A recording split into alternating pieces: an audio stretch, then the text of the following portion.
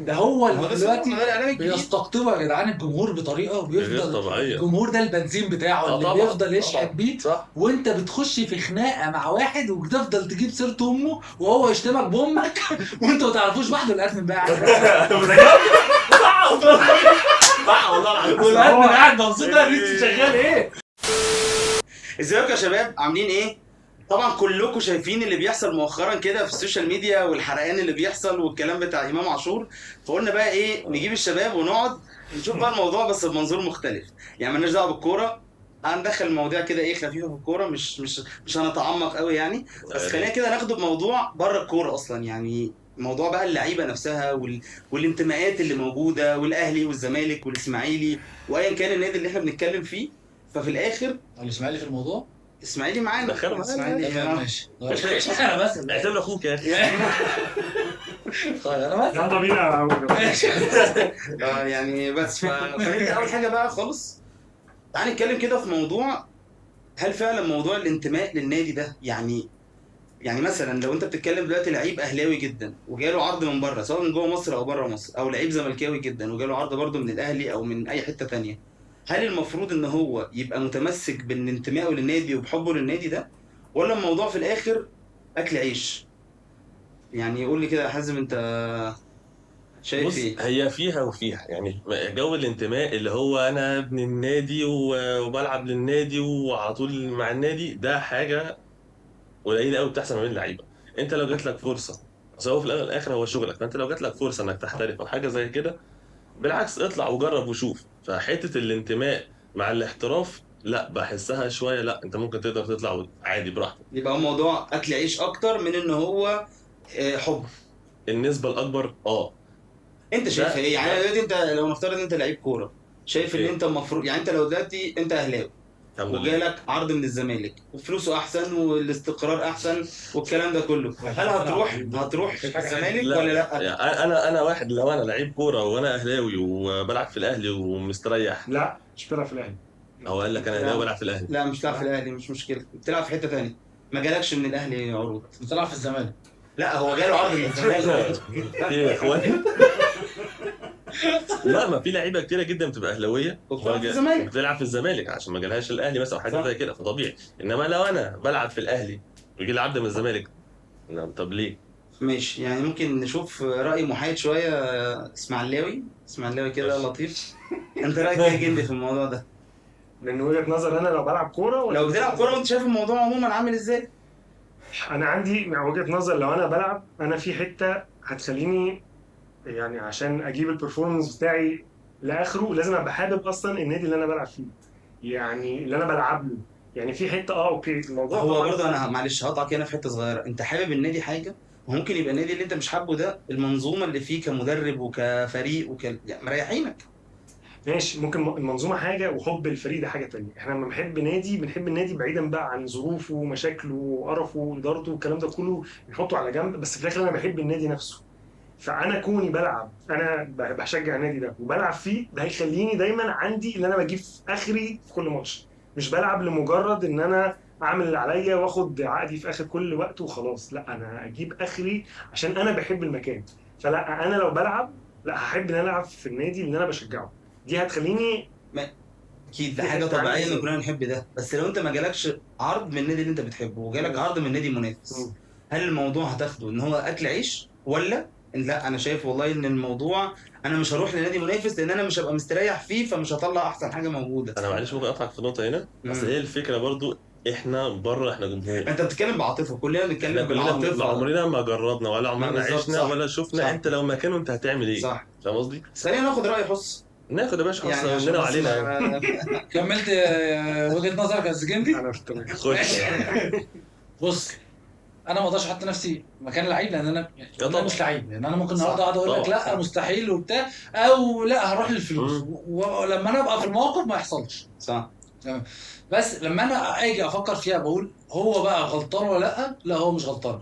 ده رقم واحد. رقم اتنين، انا بحس اي حد بيخش المنظومه الرياضيه، سواء لعيب مدرب اعلام، اي حد شغال في اي حاجه، بينسى انتمائه وبياخدها شغلانه واحتراف. ولينا امثله كتير قوي حصلت السنين اللي طبعا. فاتت بينت الموضوع ده. ف بجد اي حد جوه المنظومه بينسى موضوع الانتماء ده تماما وبيركز في الاخر في اكل عيشه. فانا مش شايف ان في حاجه اسمها انتماء وانا بشتغل نسبة واخدها قليلة. احتراف. الوحيد اللي عنده انتماء جمهور، الوحيد اللي عنده انتماء طبعا حقيقي طبعا صح. طبعا صح جمهور. مليون هو في الوحيد اللي مش مستفيد وعنده انتماء المية. هو الوحيد يطلع عين بلا اه والله. بلا بس انت لو جيت مقابل. بصيت عليها صح، انت لو جيت بصيت عليها فعلا مثلا حتى في انديه بره هتلاقي اللعيبه اللي عندهم انتماء لعيبه قليلين جدا, جداً. يعني توتي جيرر ايوه زانيتي، تلاقي اللعيبه اللي هي انت بالاسامي حتى، لكن معظم بالظبط. الناس هو في الاخر ده اكل عيشه. يعني يمكن بره واخدينها بروفيشنال اكتر، واحنا العاطفه بتلعب دور كبير قوي في قراراتنا أيوة. وفي حياتنا عموما. فبره فعلا لما تيجي تبص على اللعيبه لا هم في الاخر بروفيشنال، بس مش كل حته، يعني ايطاليا معاك في ايطاليا كده يعدوا على كل الانديه كل يعني. اللعيبه تلاقيه عدى 12 نادي على مثلا. الأقل. اسبانيا لا، اسبانيا مش كده، يعني اسبانيا مثلا اللي بيروح برشلونه من ريال مدريد او العكس ده يعني صح. حصل حصل كتير. حصل بس ولعيبه لحد دلوقتي بقى لها 20 سنه مكروهه من نادي ايا مكروهة من هنا كان. لهنا. صح. انا بحس ان هو مش هو لويس انريكي، يعني هو عمل كده وهو مسك المنتخب والراجل يعني مش حاسس ان هو مكروه. لا ده مكروه جدا. ده في جمهور من مدريد في اسبانيا كان بيضرب في المنتخب عشان بس مجرد ان انريكي بيدرب فعلا المنتخب. اوكي. يعني وعامه انريكي نفس حوار فيجو بس العكس. صح. أنا فاهم. بس فيجو كان الموضوع اشد. انا قصدي ان انريكي بيشتغل ومسك المنتخب ولعب معاهم كاس العالم، يعني راجل راجل يكون مش بيتحارب مش- يعني اللي ماسك الكوره هناك، بس مم. بيتحارب الجمهور. لا الجمهور بس خلي بالك برضه بتتكلم الجمهور في هناك عيني عينك، يعني انت الجمهور بتتكلم هناك مش برضه. مشكله ان هو لو في ماتش لاسبانيا الجمهور يشتم انريكي وهو بيدرب. والله ده بقى يحصل هنا. هم اسبانيا انا حاسس ده بقى اللي بيقدر يحصل كانوا هنا. بيشتموا جيرارد اسمه ايه بيكيه، كانوا بيشتموا بيكيه وهو بيلعب، يعني هو بيلعب لاسبانيا كان الجمهور بيشتمه. حصلت مع جافي من كام يوم، مم. جمهور مدريد بيشتم جافي وهو بيلعب مع منتخب اسبانيا بيشتمه، فاهم؟ فلا هم عندهم هناك اسهم من عندنا. طب ما احنا المنتخب عندنا بيقلب في كتير اهلي وزمالك. مؤخرا انا حاسس ان بس عمرك ما تلاقي جمهور بس عمرك ما شفت جمهور بيطلع وسط- يشتم لعيب. صعب قوي يعني. في الاستاد كده يشتم اللعيبه دايركت عيني عينك. لا بس يعني ممكن، يعني لو مثلا بيبقى حاجه يبقى على ليه الفيسبوك. حمايه للعيبه فرقته ومستباح للعيبه الفرقه الثانيه، خد بالك انا شايف يعني دايما يبرر للعيبه فرقته. انا شايف ده بجد. يقول لك ما نزلتش فلان ليه اللي بيلعب في الاهلي او في الزمالك كده. انا شايف ان الخلاف الجامد قوي بين فكره اهلي وزمالك دي سبب الاعلام، بس 100%. في الاخر احنا هو اربعه ممكن يكون انتماءاتنا مختلفه. انا ممكن ابويا بيشجع حاجه واخويا بيشجع حاجه وفي الاخر احنا عايشين مع بعض. مم. ممكن نكون بنشد مع بعض بس في الاخر احنا اخوات.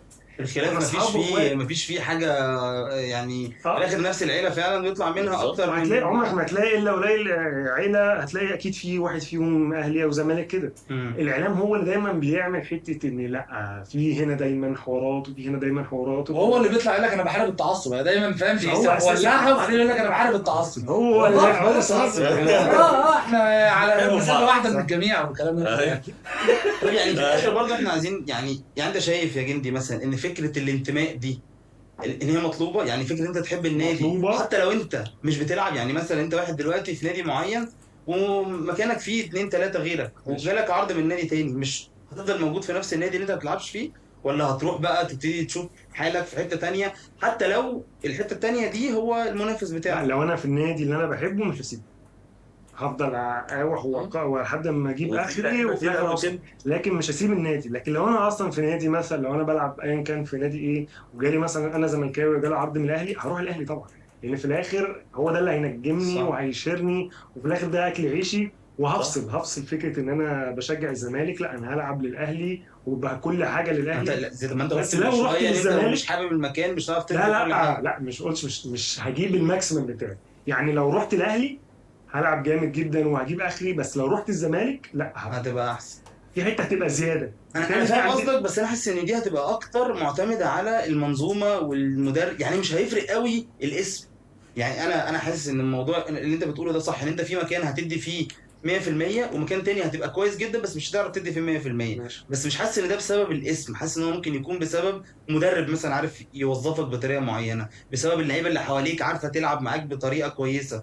لكن ممكن تلاقي اللعيبه الكويسه دي موجوده في المنافس وتعرف تدي احسن ما تدي اصلا في النادي بتاعك، وده حصل يعني ناس ماشي، كتيره أنا معاك، أنا بتروح معاك. للنادي انا بتاعها معاك. ودلوقتي كويسين. اكيد في اهلاويه بيلعبوا في الزمالك وفي زملكاويه بيلعبوا في ده الأهلي. طبيعي. ده طبيعي على مدار التاريخ. بس في الاخر طب هل انت ممكن تشتم في نادي اللي انت ضده بعد ما تروح تفضل تغني بقى اغانيه؟ حصل. بعد كام شهر؟ وبتحصل. ما هو ده بقى اللي انا حسسني ان هو كل ده تمثيل. كل ده والله عيش. هو تمثيل. كل ده تمثيل. انا بقى هو ده بقى اللي بحسه بيفرق بين واحد بيشجع نادي وواحد لا. انا كجمهور انا ممكن يعني واحد زي مثلا هديك مثال ابو تريكه مثلا.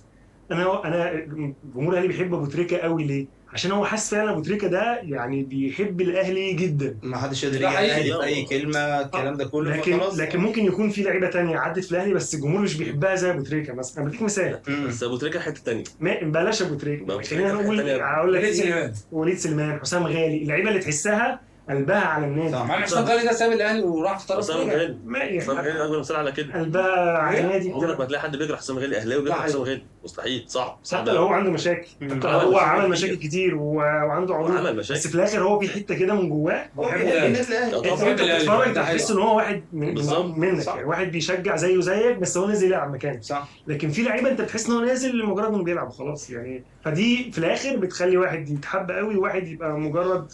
بص انا شايف الموضوع في الاخر احترافي، يعني أكيد. انا شايف ان الموضوع ان انا مش مطلوب مني ان انا احب المكان، يعني معلش ما كلنا بنشتغل شغلانات صح. عاديه، انا مش مطلوب مني ان انا ابقى بحب المكان، انا مطلوب مني ان انا الناس اللي بتعامل معاها يبقوا بيتعاملوا معايا كويس، لا سواء بقى كان في الشغل او في الكوره او في اي حاجه. انا مطلوب مني كواحد ده دي فلوس بتاكلني عيش، او ده حاجه، ده مصدر رزقي الوحيد دلوقتي. وخلي بالك برضه لعيبه الكوره عمرها قصير، فهم دايما بيحاولوا في 10 سنين في 10 يلموا. سنين يخلصوا كل اللي هم المفروض يخلصوه يعني.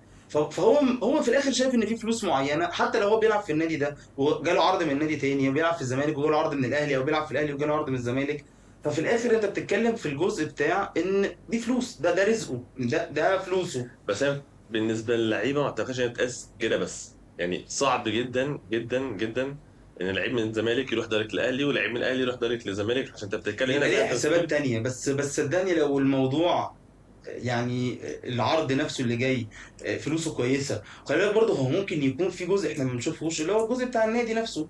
يعني ساعات كتيره بيبقى النادي هو اللي قافش في اللعيب، مش عايز يبيعه لان مفيش مثلا عندنا شرط جزائي. بس انت بتتكلم لو عقده خلص وانا عايز، يعني انا واحد دلوقتي بلعب في الزمالك وعقدي خلص وجالي عرض كويس من الاهلي، ايه اللي هيخليني ما اروحش؟ غير بقى لو انا بحب المكان والجمهور والكلام ده.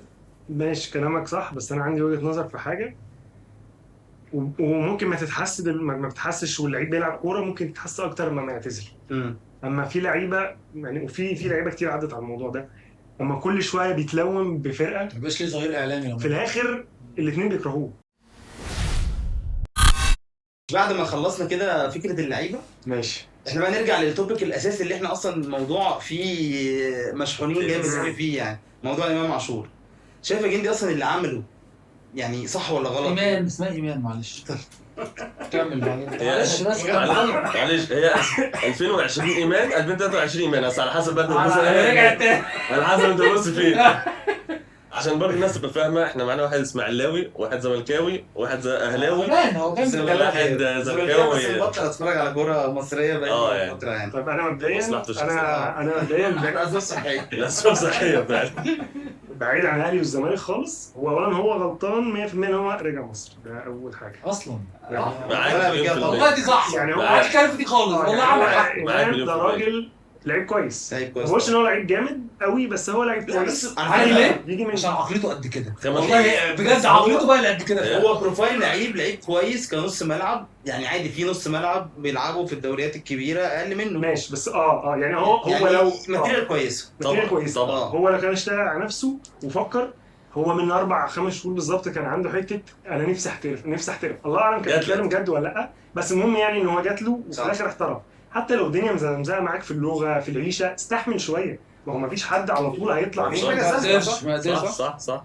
انا بقى شايف ان ده جزء منه على اللعيب، بس جزء منه تاني على الاعلام نفسه، الاعلام واحنا نفسنا، احنا كجمهور والاعلام. احنا عندنا حته ان اي لعيب يبتدي لسه بيقول يا هادي من مستنيين منه كبير.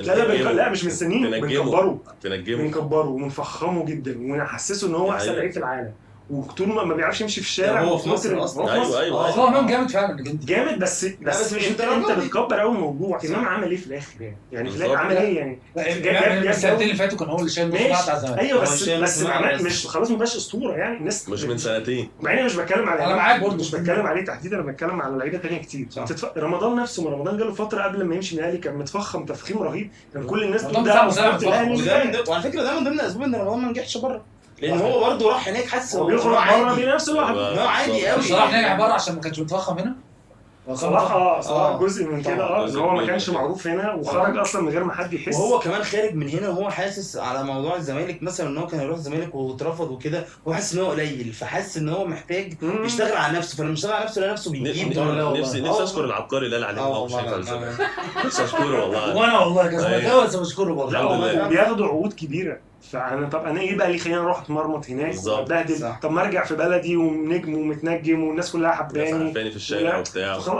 فده برضه بيخلي الاعلام هو اللي سبب الاسباب دي. احنا لو نعرف نقعد مع العيال دي ونعقلها والله خير دكتور نفساني والله العظيم. هم عيال فعلا والله، بيبقى لا عيال. الموضوع هيبقى احسن كتير. احنا كمان مشكلتنا ان احنا باصين على انديه اكتر ما باصين على منتخب. للأسف. احنا صح. ده تفكيرنا الاساسي. صح. تفكيرنا ان انا الاهلي يبقى اقوى، لا الزمالك يبقى اقوى، لا انا عايز اللعيب ده عشان ابقى اجمد، وفي الاخر المنتخب ده بقى.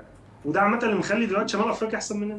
صح. ومش شمال افريقيا بس، ده افريقيا نفسها افريقيا يعني. بص افريقيا نفسها طلعت بدأوا كده يتجهوا، لا بس دلوقتي بدأوا يتجهوا على ان هم الاحتراف بقى ال 11 لاعب محترفين. ماشي. يعني بس- السنغال اللي لعبناهم انت كنت بتتكلم ان ال 11 لاعب محترف، والعقليات نفسها اللي بتلعب او طريقه اللعب نفسها، مع ان على فكره مدرب هو مدرب محلي، مدرب سنغالي. الي دانج ده كان اسمه ايه؟ اليو سيسي.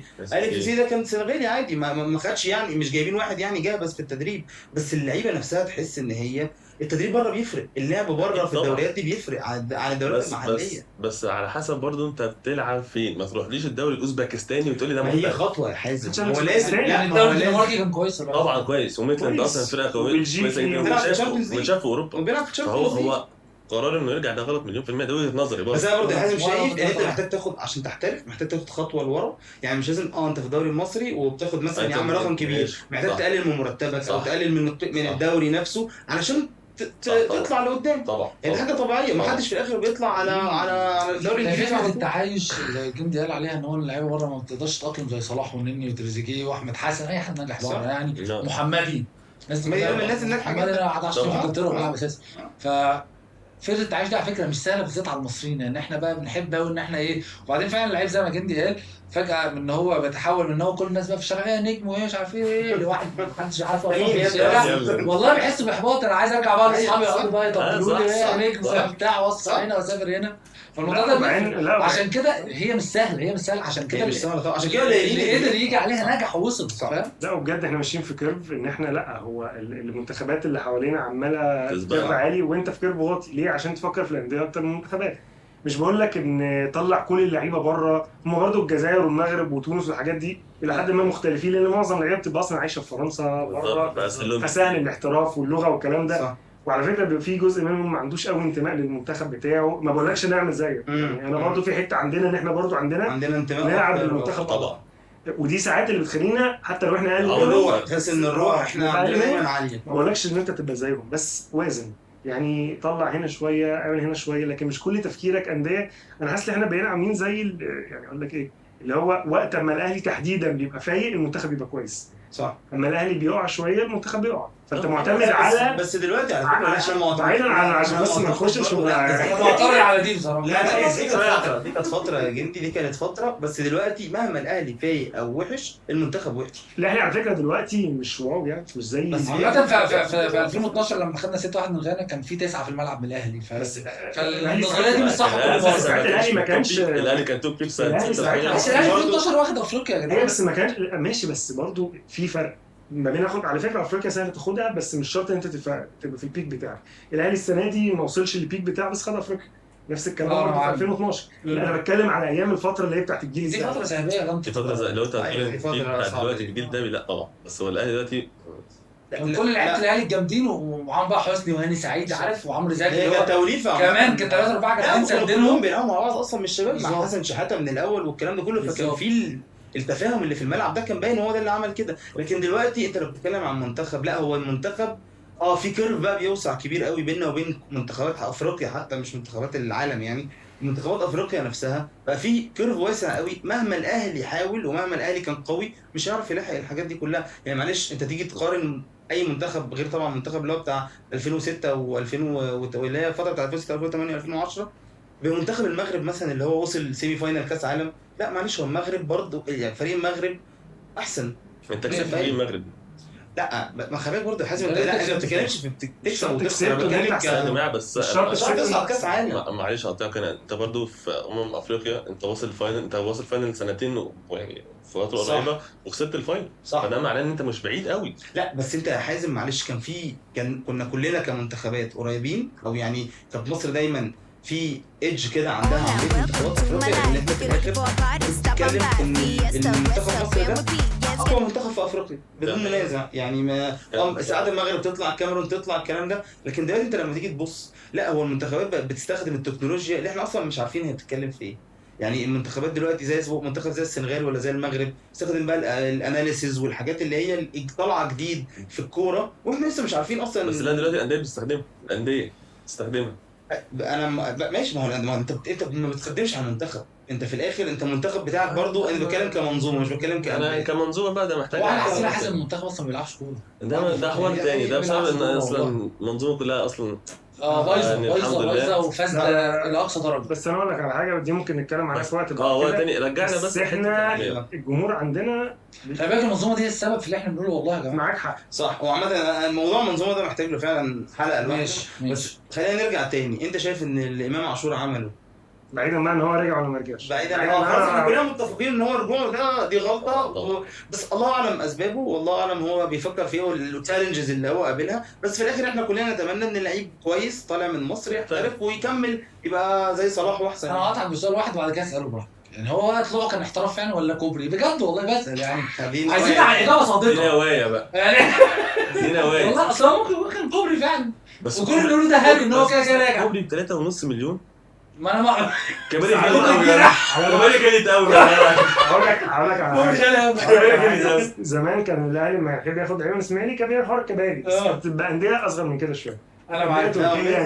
بس مثلا ده نادي مش صغير، مثلا ده بيلعب في الشامبيونز ليج صعب قوي ان الاهلي يلف اللفه دي. ده رقم 10 يعني، ده رقم 10 ده برضه رقم يعني مش هم فرطوا ليه بيه بالسهوله دي؟ هو مش واضح ان هم كانوا عندهم امل ان هو هيتحسن. واضح ان فكره اللغه والحاجات دي كلها هو بقى طنش والله اعلم. هو اصلا رجع اللي هو انا مش عايز ارجع تاني، فهو قفل من هناك. هو حد لعب في دماغه وما استحملش. انت شايف دي بقى فكره الرجوع على الاهلي مش شايفه غلط، يعني هو شايف، هو اختار لنفسه الطريق اللي هو شايف ان هو الصح. وحاليا في الوضع اللي احنا فيه، لا اختيار انك تلعب في الاهلي ده احسن من اختيار انك تلعب في الزمالك. حتى لو انا منتمي للزمالك، حتى لو انا هخسر جمهور الزمالك، بس في الاخر انا هلعب في منظومه هتساعدني ان انا ابقى لعيب احسن. بس بعيدا بقى ان انا مش موافق خالص على الشو اللي هو بيعمله والجو اللي هو بيعمله والحركات اللي هو بيعملها عشان خاطر يكسب جمهور الاهلي في الاخر برضه بتخسر الجمهور اللي هو في الاخر هو اللي عمل صح.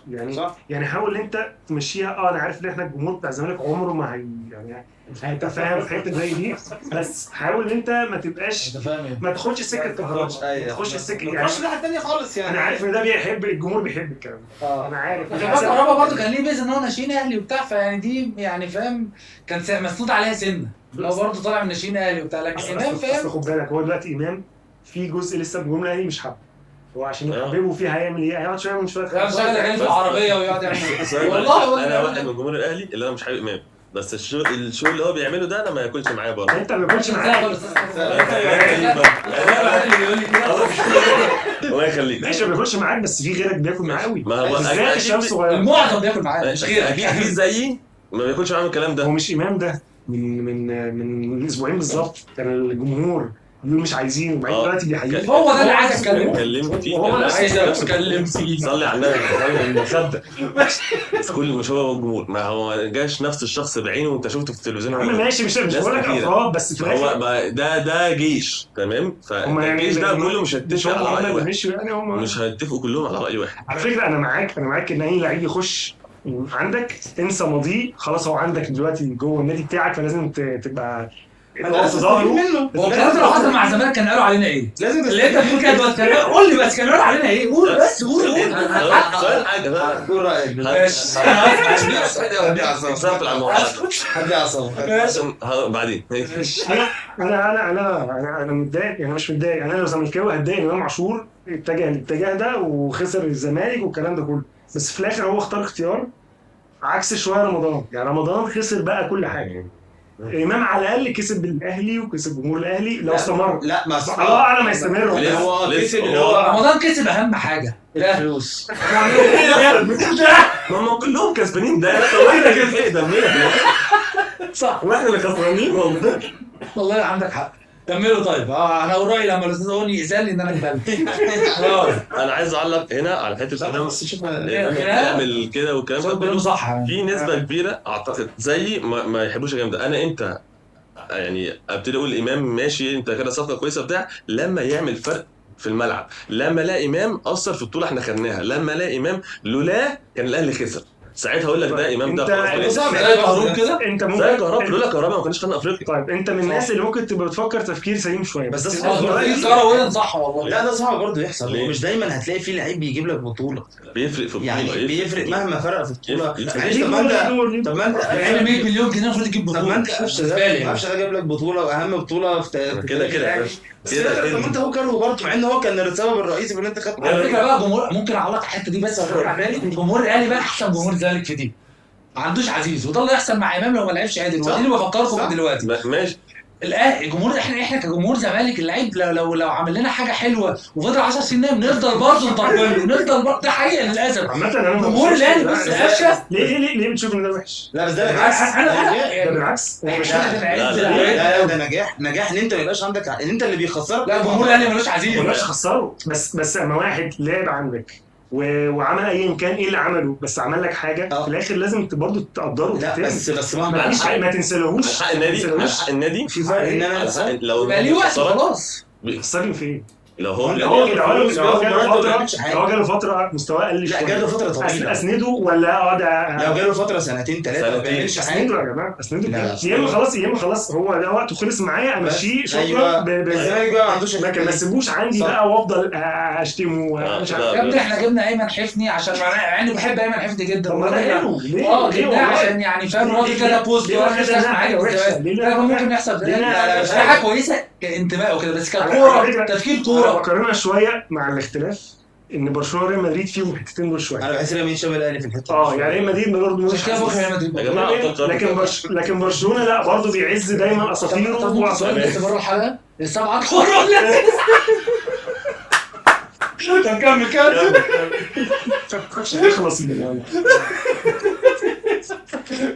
برشلونه لا بيعز اساطيره ومهما كان مستواهم وحش اي نعم ده بيخسر كتير النادي بس أيوة. في الاخر بيظهر صوره ان ده ابني وده اسطورتي ولازم احافظ عليه وخرجه باحسن صوره.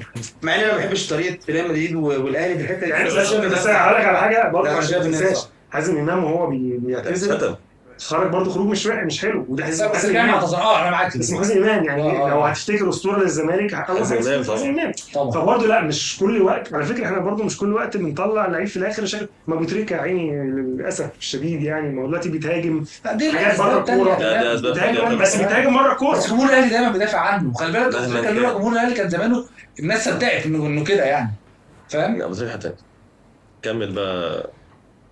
انت شايف ان الامام اللي عمله مش غلط؟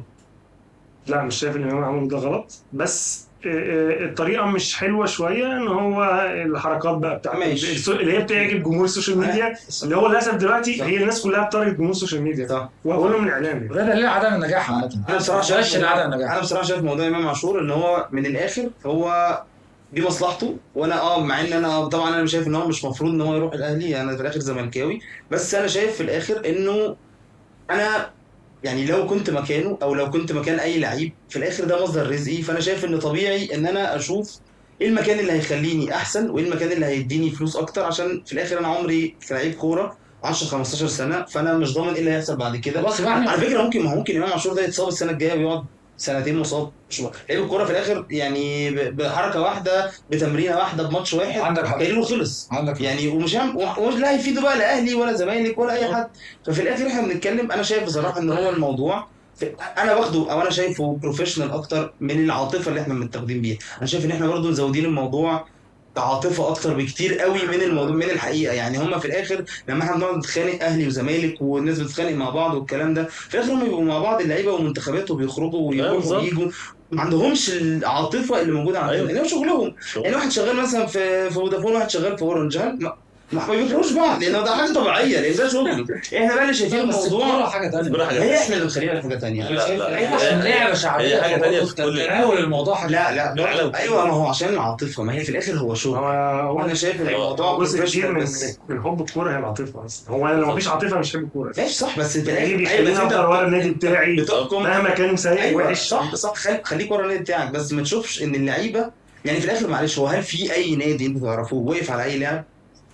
مفيش طب لو طبعا. الناس مفيش. بتفكر كده ليه بيشتموا اللعيبه اللي بتمشي وتسيبهم مش عارف ما هو ده غلط. انا شايف إن ده عشان غلط. انت أنا بتحب شايف إن ده النادي غلط. فبالتالي بتحب اللعيبه دي جدا وبترتبط بيها ارتباط جامد. ليه الادارات بتصرف الملايين دي يعني- لمجرد ان هو يبقى خد اللعيب ده من اللعيب ده يعني. لا هو المفروض وده برضه مش انت المفروض غير الاداره اول فريق ده جزء. ايوه المفروض الاداره بتجيب اللعيبه عشان تجيب تعمل فرقه كويسه تنافس بيها في البطولات. بالظبط. تاخد يعني البطولات. بس في جزء طبعا طبعا حته الوفا ترند. طبعا. والله وفا أيوة. خالص. واستاذ حازم رايك انت ايه شايف بما ايه في موضوع انك امام عاشور؟ انا ما بحبوش مبدئيا، انا اهلاوي ما بحبش امام عاشور ماشي. سقفه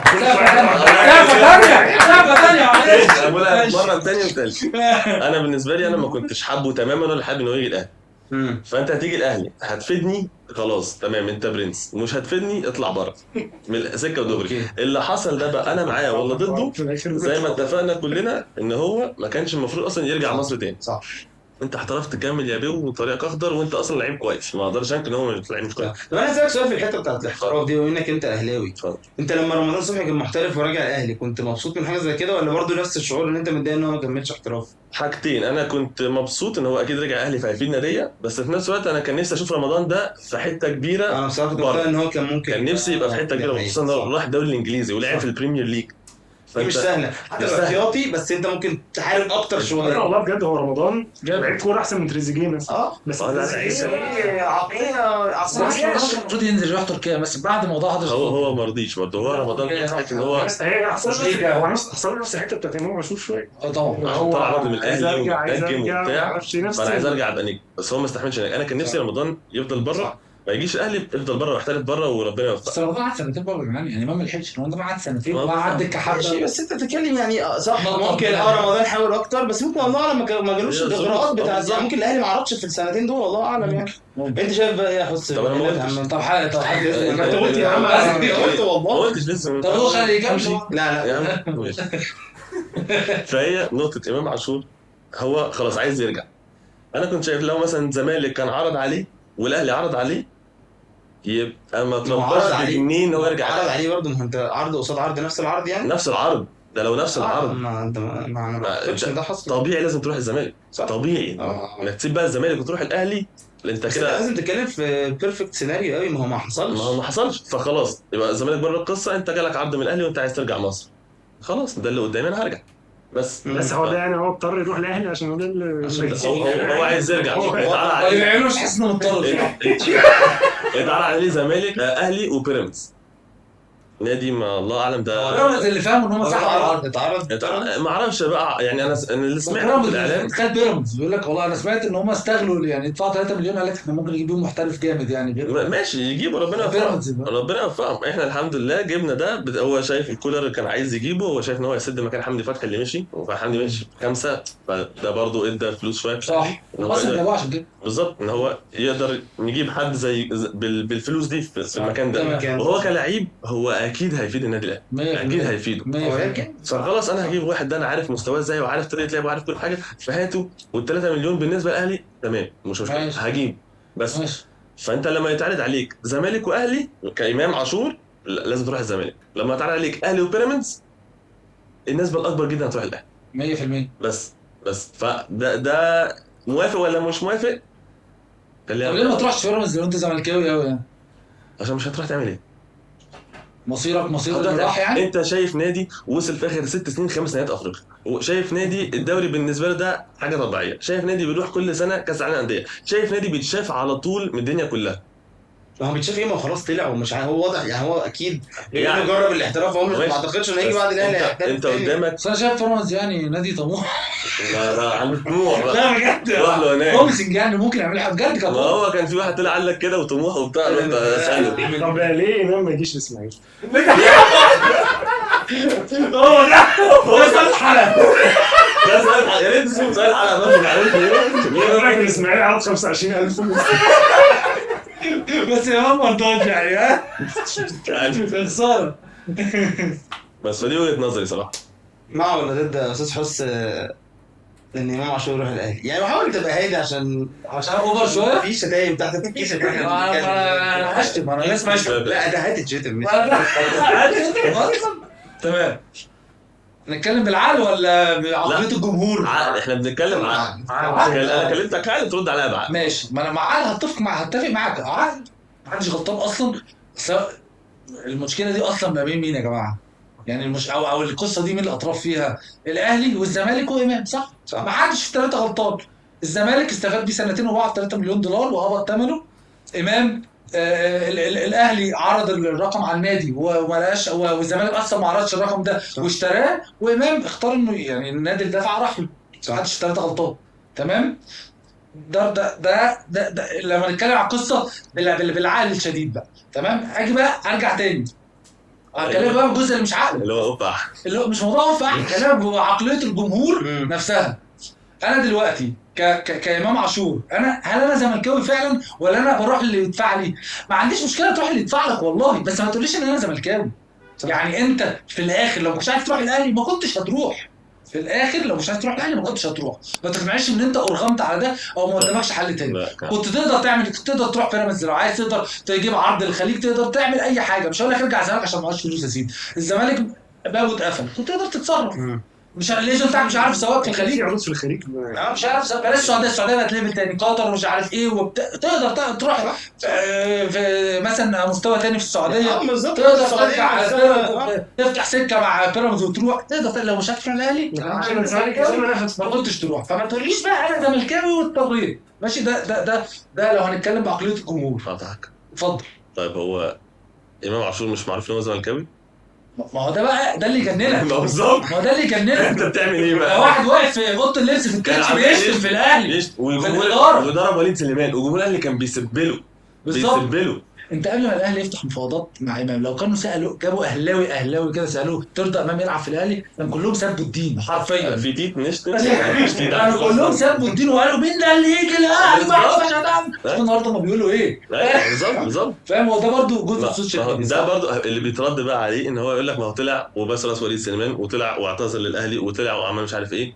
بس انا تمثيل زي التمثيل اللي قبليه طبعا. بس انا شايف بقى حاجه، الناس اللي بتتكلم في النقطه دي، انت كنت بتلعب في الزمالك والغريم بتاع الاهلي، وان انت طبعا بالنسبه لك انت بتكره الاهلي، فاللي انت عملته ده كان طبيعي انك تعمله وانت في نادي الزمالك، انك تشتم الاهلي.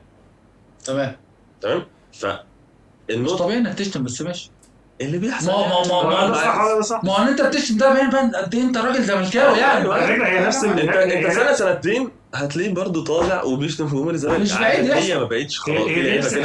هي في لعيبه بتجري ورا اللقطه او بتجري ورا الشو او بتجري ورا، زي مثلا كهربا. الكهرباء برضو عامة انا مش فاكر، بس اكيد كهرباء عمل حاجة شتم الاهلي او حاجة هو في الزمالك. انا بس هقول حاجة أخيرة يعني لا استبعد عنه بطريقته، زي ما هو عايز يكسب جمهور معين بيحب اللقطات دي يعني. زي ما قلت لك بالعقل هو ما حدش غلطان، فهنتكلم برضه عقليه الجمهور. قلت لك امام لو مش عايز يروح الزمالك الاهلي ما كانش راح.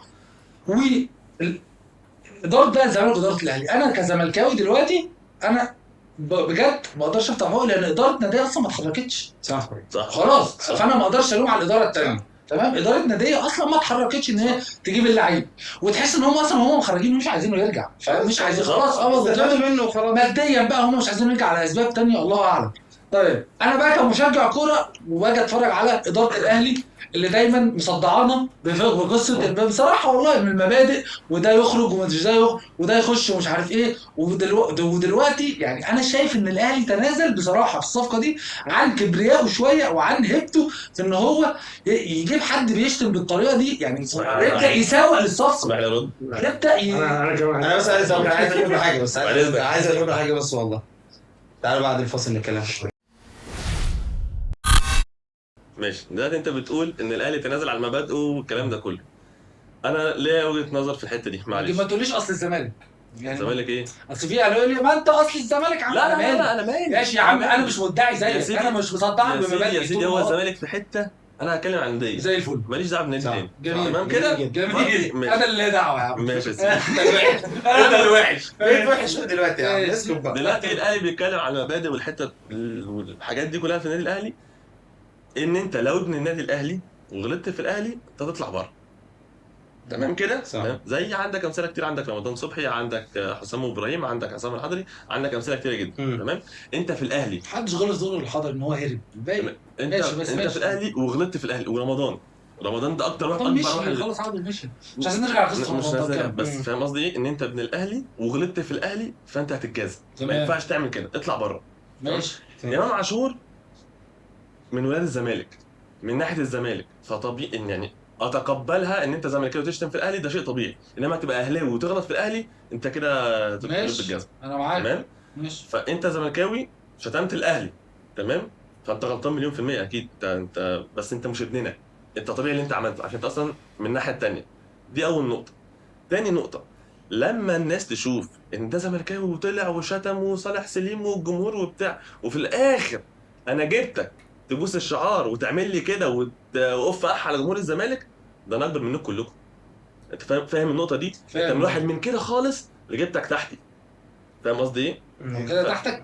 كده معايا خلاص، انت معايا انا. يعني هو ده لما يجيب يعني ان شاء الله، يعني لما يجيب جوان في الزمالك هيعمل ايه؟ هيروح يعمل كده ويرفع رقم واحد وانا الاهلي واحنا الجمهور. انت حولته زي من كده لكده. ما انت عشان فلوس. عشان انت فلوس. الاهلي. هي فلوس. عشان انت لا الاهلي. مش عشان انت معاك فلوس. لا لا فلوس وبس، مش فلوس وبس. هي فلوس انت والله. الاهلي. مش فلوس طب ما بس. بيراميدز عرض فلوس، ما راحش بيراميدز ليه؟ ما هو مش انت لسه قايل ان هو انسحب من الصفقه؟ انا اللي قلت. هو ممكن. ما انسحبش. ماشي. هو جاب الاهلي ليه؟ عشان فلوس وبطولات. ماشي. مثلا لو اي حد بيفهم، بس- لو بس قدامه أول عرض نقطة. من بيراميدز مثلا اكتر من الاهلي هيختار الاهلي لو بيفهم. بس انا اهم عندي النقطه الاولانيه، ان هو لما انت ابن الاهلي وتغلط في الاهلي تبرر. انما انت من الناحيه الثانيه وغلطت في الاهلي فده منطقي، ده طبيعي ان اي لعيب في الزمالك يشتم في الاهلي. عامة اللي انت بتقوله ده هو ما تنازلش عن كبريائه، ما بالعكس. هو قوى كبريائه. هو باين هو انا الاهلي مش شايف، عامة. انا مش شايف ايه الكبرياء في ان حد شتمني من بره فانا عادي. بص هو الاهلي ما عندوش حته ايه المبادئ في يعني كده؟ الاهلي عاده بيقول مبادئ. اصل هو لو معايا فيشتمني عادي، ما يشتمنيش، لكن لو بره يشتمني فعادي. بص هو الاهلي المبادئ ماشي في كده. دايما بوتيره مبادئ هي انا مش فاهم اللي قلته مبادئ. يا حازم والله، بس انا مش مقتنع يعني حاسس ان اداره الاهلي جابت الصفقه دي مكيده في الزمالك. لا خالص. طب لان هي تستفيد طبعا من امام. ما فيهاش الاهلي كلام. مش محتاج حد زي امام. محتاج اي بس فرقه خلاص. في مصر محتاجه امام. طب انا عايز اسالك سؤال بقى بجد. بس مكيده برضه. هسألك فيها جزء مكيد. سؤال. لا، فيها جزء مكيد. هسألك سؤال بره الحته دي. اصل بيقول لي ما فيهاش مكيده للزمالك. مش هيدفع برضه 3 مليون في مكايده يعني، اعتقد الرقم كبير شويه يعني. ممكن يبقى من 3 مليون دول ما يجيبولوش نص ملعب محترم من افريقيا. بالظبط ما يجيبولوش غير امام يعني. لا هيجيبوه له. اشمعنى امام؟ لو هو كده عشان بجيب يجيب امام اللي كده مضمون احسن الاتنين وعارف ان هو هينجح بالظبط. عندي اجيبه. ليه اروح اجيب واحد افريقي ولا صح. اعلم بقى يعني. انا هسألك بقى سؤال والله بره الحته دي شويه. اتفضل. هل اصلا الموضوع اللي احنا بنتكلم فيه ده، هل الكوره اساسا اللي احنا شايفينها دي مستاهله كل اللي احنا بنقوله ده؟ لا طبعا. يعني هل هي لا مستاهله طبعاً. ان الناس أكيد فعلا طبعاً. تبقى واخده الموضوع على اعصابها لهذه الدرجه؟ نفسي أقول. وموضوع ان انت فعلا قد ايه يعني. هو في الاخر اول حاجه ان الكوره دي رياضه، يعني هي اصلا المفروض ان هي فيها مبادئ اسمى من اللي احنا بنتكلم فيه ده كله والهبل ده كله. ماشي، ده حاجه على جنب. اصلا الحاجه اللي احنا بنشوفها دي ما اعتقدش انها تمت لكره القدم بصله يعني انا حاسس ان هي يعني هي رياضه مختلفه شويه عن كره القدم، هي شبهها يعني بس هي نفس الكوره يعني مش فاهم بقى الموضوع مش مستاهل. مستوى الكره اللي بتتقدم في مصر ما يستاهلش اصلا الارقام دي ولا العصبيه دي. عامة بشوفه ده هو سبب العصبية. يعني انت يعني لا هو ما بجد دي المشكله. انت عندك حتة التعصب. ليه؟ عشان انت اولا اساس التعصب هو الاعلام. ده رقم 100%. واحد. يعني هو ده هو اكل عيشه ان هو يبقى دايما بيسخن طب الناس. انا ممكن اسال الحته دي برضه. مم. انت زي ما انت قلت في الاول خالص انت بتتكلم عن برشلونه وريال مدريد، هناك برضه في اسبانيا اعلام طبعا. إعلام طبعاً. المواقع بقى بطريقه مش عندنا، يقول لك انا على مسافه واحده والكلام ده ويعمل عبيط. هو هناك يقول لك عندهم انا ريال مدريد. يعني عندك مثلا معروف الصحفي ده مثلا ريال مدريدي كده. لا انا اطلع مثلا في التلفزيون اطلع اقول اتمنى لو انا اهلاوي ومعروف ان انا اهلاوي اتمنى الفوز للزمالك في بطوله افريقيا عشان اقول كده عشان بس لا مستحيل. لا هناك بره انا عايز مدريد بس هم سالكين برضه عنه، ما عندهمش الحوارات اللي ما عندنا. عندهمش بقى. انا يعني عادي بيقول له جواه. بيكيه مثلا كان بيطلع بيقول لا انا عايز مدريد تخسر في شامبيونز كده يعني عينك. مم. مع ان 3/4 اللعيبه اللي بتلعب في اسبانيا في فريق هناك دي الناس صحابه واخدينها بالراحه عننا برضه. انا يعني هناك هقول لك واخدينها شغلانه، واخدينها شغلانه. الجماهير كمان نفسها واخداها بالراحه عننا. ايوه صح. مش عندناش كميه الشحن اللي احنا بص بنشوفه هقول لك على السوشيال انت برضه ما ميديا، تعرفش انت مش والناس عايش ليه. بتقطع بعضها. بس انا الحته اللي حسني بيقول عليها دي انا مش حاسس ان واحد عايش في اسبانيا هيبقى بنفس الحاجه. طب لما توديني باسبانيا 10 سنين واشوف لكم الموضوع ده. والله هشوف لكم الدنيا هناك إزاي. 10 ايام. انا الحته اللي حسني بيقول عليها بس هقول ارد عليه فكره ان هم في الاخر الحياه مش بتتمحور حوالين الكوره، صح. او هم عندهم نجاحات تانية غير نجاح فريق. احنا هنا الدنيا الحمد لله بقى. رايحه في داهيه خالص. بس بقى فانا شايف والله ان انا فريق ده مكسبي الوحيد في الدنيا، ده مكسبي الوحيد في الدنيا. فانا عامة كل المجتمعات اللي هي بتبقى نوعا ما اوضاعها الاقتصاديه مش احسن حاجه، بتلاقي دايما في تعصب في الكوره، في تعصب في تلاقي الارجنتين كده والبرازيل كده يعني هم مجتمعات كده زينا. شوف بتوع ريفر بليت دول بيعملوا ايه في بعض. في مش كام سنه يا جدعان حصل 170 واحد ماتوا في ماتش في اندونيسيا. بس ما حدش عارف الناس بتلعب كوره. 170 واحد ماتوا فاهم. شايف اندونيسيا دي اساسا يعني ايش دوله صناعيه مالهاش في الكوره خالص يعني. الاعلام بيتوجه عشان يعمل كده في الناس، عشان يسخن الناس في حته ويخليهم مثلا ما يبصوش في حاجات ثانيه. 100% ده بيحصل. 100% ده بيحصل. والاعلام بقى ما شاء الله ما بيجليه. يعني ما شاء الله هم شاطرين. دلوقتي ظهر تاني السوشيال ميديا وهي بقت اقوى من الاعلام بكتير. ما هو السوشيال ميديا ده جزء كبير. ده هو دلوقتي بيستقطبوا يا جدعان الجمهور بطريقه، وبيفضل الجمهور ده البنزين بتاعه اللي بيفضل يشحن بيه. وانت بتخش في خناقه مع واحد وبتفضل تجيب سيره امه وهو يشتمك بامك وانتوا ما تعرفوش بعض. الادمن بقى والادمن قاعد مبسوط ان انت شغال ايه. هو ده مش مستاهل. نزلت بوست محترم مش هيجي لك عليه كلام، لازم الحاجات اللي هيجي كومنتات مش هيجي لك عليه. وبعدين عندنا لسه رخص غريب اللي هو بيقول لك اللي بيحب الشحات لايك واللي بيحب زيزو لايك. عايزين نشوف مين اهلاوي اكتر من زمان. والله العظيم وتلاقي الافات اللايكات يعني في رخص. هو ده كان بعد على طول تحداني اسرائيل. وعامة السوشيال بقول لك يا واحد بيجي بقى اهلاوي اكتر يعني مشكله يعني مش هقول لك على حاجه. انا مقتنع ان قبل السوشيال ميديا كان في تعصب برضه، بس ما كانش ظاهر قوي كده طبعا زي السوشيال ميديا. السوشيال ميديا عمل شايف الخناقه عيني عمل اكسبوز لكل حاجه على فكره، مش كوره بس ولا تعصب بس. يعني المستويات اللي هي الطبقات في المجتمع والحاجات دي كلها. انت بتشوف دلوقتي ناس بتصرف ملايين في اليوم وناس تانية وناس شايفه كده، وده حاجه مش طبيعيه. ان هو السوشيال ميديا عرت المجتمع كله وخلاك طول الوقت مش حن كده. الموضوع ما بيخلصش معاك. زمان كان الماتش يخلص بكره وخلصنا. انت اسبوع بتقعد ترغي. عندك الجراءه انك تخش تشتم، عندك الجراءه محدش شايفك، انت مستخبي. صح تخش دي السوشيال ميديا اصلا تخش ترمي اللي انت تقوله. وعامه هو الموضوع مش صغيرين بس، هو للاسف برضه في ناس كبار للاسف عايزين نخش بقى يعني بحس ان السوشيال ميديا في ناس تخصنا. لو كان ايام الجيل القديم بس برضه الدنيا هتبقى بايظه. ما انت شغاله هم عاملين يرموها دايما على الشباب الصغيره. لا الشباب الصغيره مش السبب بس. الشباب الصغيره بتتعصب بسرعه، بتشحن بسرعه، بس برضه لا ناس كبيره لا برضه عندها نفس الحته دي. وبعدين تفتكر الشباب الصغير عنده تعصب اكتر، ولا لان انا ساعات بحس ان الشباب الصغيره مش مهتمين بالكوره زي ما احنا مهتمين، او زي ما احنا كنا مهتمين في فتره لا اقول لك على حاجه اللي فرق شويه بين جيلنا والجيل الاصغر مننا شويه والجيل الكبير، هي حته ان احنا شايفين كوره بره. فعندنا حته يعني هم الى حد كبير ما كانوش بيشوفوا قوي الدنيا بره عامله ازاي. كان هو بيشوف ماتش كل فين وفين. الصغيرين ما اعتقدش ممكن تلاقي مش بيشوف هنا اصلا ومتابع. وعامه احنا بالمنظر ده الكوره في مصر هتقعد تقلل جماهيريتها لحد هتلاقي الجيل الصغير ده مش هيشجع اصلا كوره في مصر. شجع كوره سعوديه باللي بيحصل في مصر. بس الجمهور يفهم ان هو بيتم استقطابه عشان يفضل العمليه شغاله، وهو الوحيد اللي مش مستفيد فيها. صح يعني بيتم استقطابه بشكل مرعب. اهلاويه وزملكاويه واسماعيلاويه ده كده الدنيا مبهدله خالص. خلينا نتكلم عن الاسماعيلي. التوك شوز بتاعت شوبير بقى وايا كان مين هو عارف كويس ان الشباب الصغيره كمان مش بتتفرج عليه، وعارف ان اللي بيتفرج عليه كبار. فهو بيعمل ايه؟ بيلعب على لقطات السوشيال ميديا اللي بينزلها على البيج بتاعته. يرمي لك 3 دقايق كده فيهم كلام سخن، ويستضيف الشباب بتوع السوشيال ميديا اصلا. لا وبعدين يرمي لك عنوان كده سخن في الاول مش عارف شاهد ما اعرفش ايه تلاقي عايز رد ناري من مش عارف تخش تلاقي الموضوع عادي قوي عشان يجيب مش عارف ايه الهبل يعني. انا عايز اقول حاجه برضو. انت كنت اتكلمت ان الكوره دي مجرد رياضه وانت هتاخدها بالنسبه لك توصل ليه.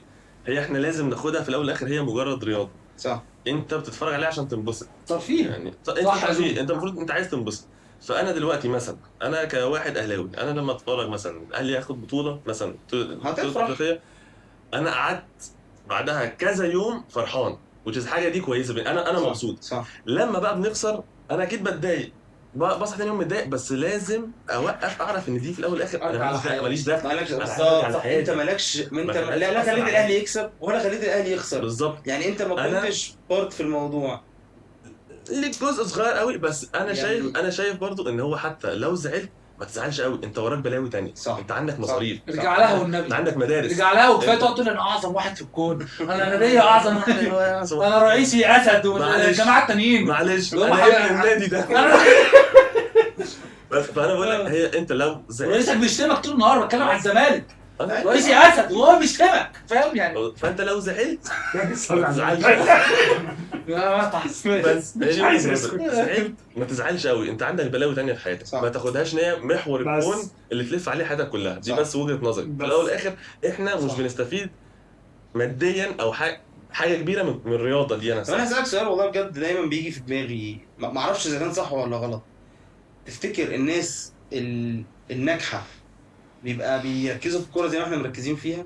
بيحبوا الكوره بس يعني هو- ممكن اكون بحب آه. الكوره كرياضه اتفرج عليها، بس ممكن من كتر ما هو مشغول عشان هو فعلا شخص وصل ايا كان بقى هو مين على فكره، هو بره مصر او يعني بره او جوه مصر، هو في الاخر يعني طول ما انت بتنجح طول ما انت مشغول اكتر، فطول ما انت ما عندكش وقت تتابع اللي بيحصل ده حتى وانت بتحبها، حتى لو هي مثلا حاجه بتحبها سواء تلعبها كهوايه او كان تتفرج عليها. اقول لك حاجه، اقول لك انا رد عليك بسيط جدا، ان انت راجل ناجح في حياتك وعندك مشغوليات كتير قوي، بس انت لما تتفرج على ماتش كوره تاخدها زي الكوره وتنبسط سواء كسبت الحمد لله ولا خسرت بعد الشر ايوه صح.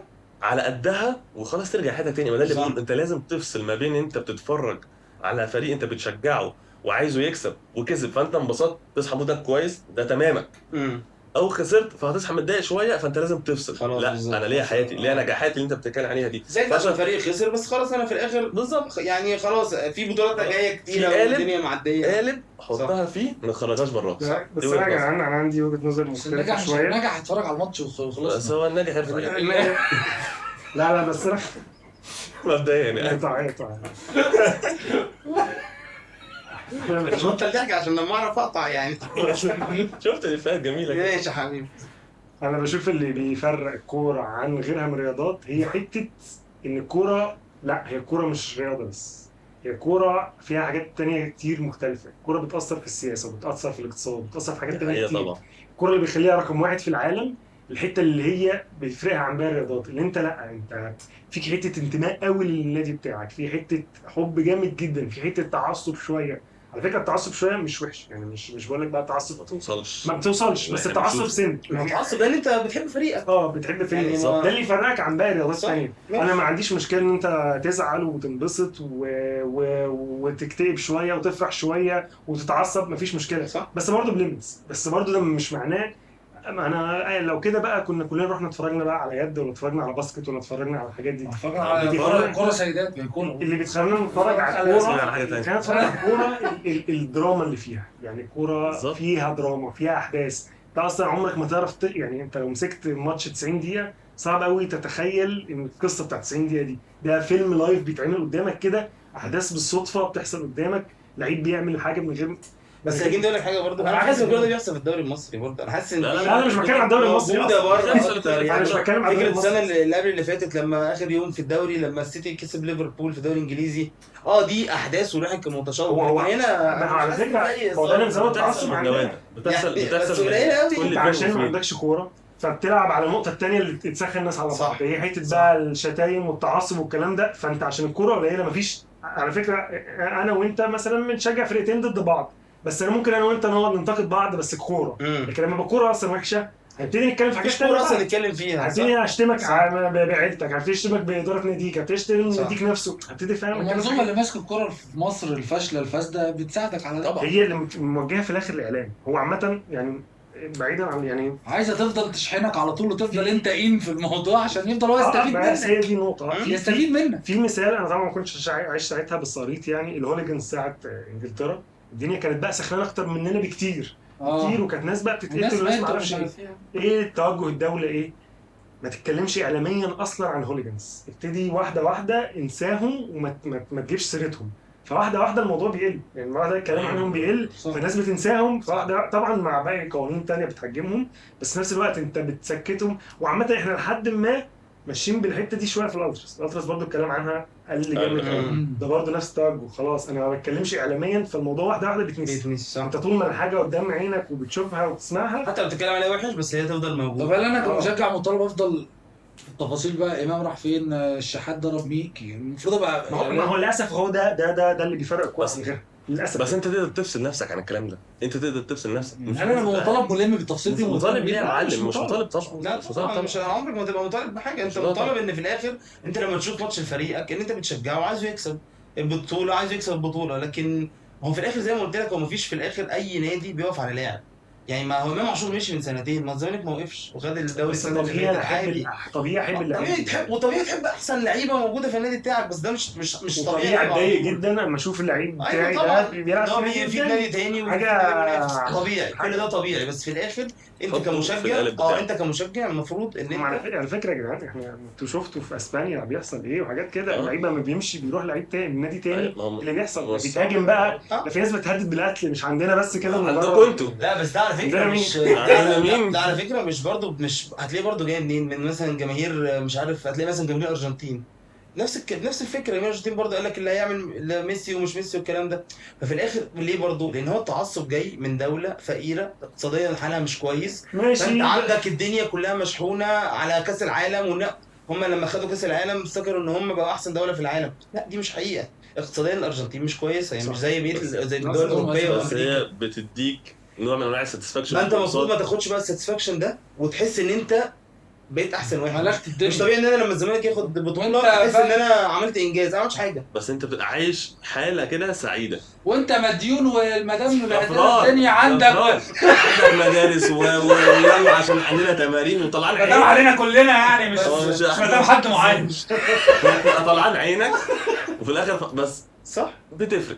بتفرق بتفرق في المود وطبيعي العام. وطبيعي ان انت تبقى تنبسط وطبيعي ان انت تتضايق. صح. دي حاجات بني ادم انا عن نفسي بني مبسوط ادميه بجد كلها. والله. تاني يوم ببقى بس انا بتضايق. مش مقتنع ان انت تبقى على حسب الحدث صح. انت ده في الاخر انجاز وهمي. انت ما عملتش اي انجاز وما عملتش اي ناس وهمي. ولما ما خدتش وهو ده بقى اللي بيصدروه لحبايبنا الحلوين اللي بيخشوا يشتموا بعض بامهاتهم والله على السوشيال ميديا. ايوه صح والله انجاز يعني وهمي. ولما تخسر واحد مديون حتى، بس انا اعظم واحد في الدنيا. يا ابني فوق بقى. يا ابني هتخش السجن بس ولا للاسف والله دي مش هزار. صح. ايوه للاسف للاسف. وطب والله العظيم انا كان مره وانا قبل ما اتجوز كان عندي صنايعي في الشقه، كان فرقته اتغلبت وما رضاش يجي يشتغل تاني يوم وقال انا مش جاي. اكل عيش وبيوقفوا عشان والله متضايق. العظيم. والله والله وجيت في الاخر الموضوع بسيط. انا شايف بصراحه ان الموضوع بسيط. هي اولا الكوره مش الكوره اللي عندنا في مصر مش مستاهله كل اللي احنا بنعمله ده. حتى لو هي للاسف مستاهله بقى جنازه حره مش عايز اكمل. جنازه حره حتى لو والله. هي مستاهله فانت عندك حاجات احسن تعملها، وعندك حاجات اكتر. يعني شوف اكل عيشك اكتر، شوف الحاجات اللي فعلا ما هتفيدك. تخليهاش تاثر ما على تخليهاش حياتك. تأثر ما على بقاش حياتك مستخدم يعني، ما ايوه بقاش صح. انت الترس اللي صح. بيشحنك عشان صح. يكمل هو. مستخدم دي صح. صح. انت مستخدم 100% وما تغلطش في حد عشان وما ناس تخسرش غيرك حد. تاخد هي الفلوس. بالظبط. عشان الناس غيرك هي انت الوحيد اللي مش مستفيدش مستفيد. اي وانت حاجه لا اللي ماديا ولا معنويا ولا محطوط في فانت الترس. كل الاستفاده هو الانبساط اللي حازم بيقول عليه ان انت بس محطوط في تسكت الصح. يومين ثلاثه مبسوط. انا بقالي 3 سنين لحد دلوقتي مبسوط. وخلي بالك هو يعني انت اللي صفحات السوشيال ميديا بتستفيد منك ريتش، انت اللي ادارات بتكتسب. كله بيستفيد منه. انت دلوقتي يعني انا هقول لك حاجه ومالهاش علاقه والله باهلي وزمالك. انت دلوقتي لما في ماتش الاهلي وفيوتشر اللي فاتوا لما ال 3000 واحد اللي في مدرج الاهلي كلهم قعدوا يقولوا هتاف بما معناه ان هم مش عايزين امام، بعدين ب3 ايام الاهلي جاب امام. يعني الاداره واخده القرار. انت والله مش ايوه وانت انت كده مالكش. انت كده ماشي قرار واللي هيعملوه. وانت كزملكاوي لو قاعد تقول الصبح مش عاجبني الرئيس ده وعايز امشي ده، هو قاعد فوق دماغك وفوق قلبك ومش هيمشي. فما يعني تيك ات ايزي يا معلم بجد. مش مستاهل. صح. مش مستاهل. بكره بقى هنلاقي سيديهات بقول لك سيديهات منتشره.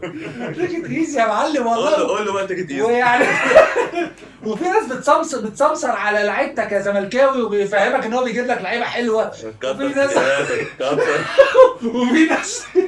وفي ناس بتقول لك احنا انت العنصر رقم واحد ونفض لك يعملوا اللي هم عايزينه. هدي اعصابك. انا اسف. انت زملكاوي جدا يا كابتن. بس يعني المفروض ما تخسرش واحد صاحبك علشان كوره، ما صح. تخسرش حد قريبك عشان كوره، ما تخسرش حياتك عشان كوره. في الاول والاخر دي كوره بس. صح. بس لو لسه موجودين لحد هنا بقالنا ساعه ونص تقريبا كده ولا داخلين في حبه الدقيقه؟ حلوين. لايك بقى وسبسكرايب وشغل الجرس عشان يوصلك كل الفيديوهات الجديده، ونشوفكم كده في فيديو جديد. سلام. باي باي يا مان، باي باي.